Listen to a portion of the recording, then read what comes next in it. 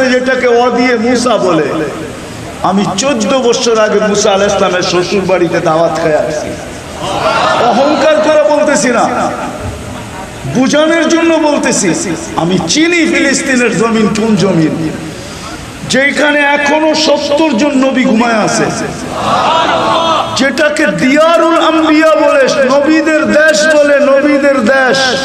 ওলামা কিতাব উঠাকার পড়া দেখো, ফিলিস্তিনকে বলে দিয়ারুল আম্বিয়া, নবীদের দেশ হলো ফিলিস্তিন।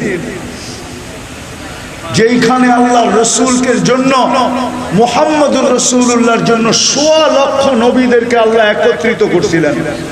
আমাদের নবীজি যেখানে ইমামত করছেন, ওনাদের সামনে বক্তৃতা দিছেন, ওইখান থেকে আরো সে টেকআপ করছেন।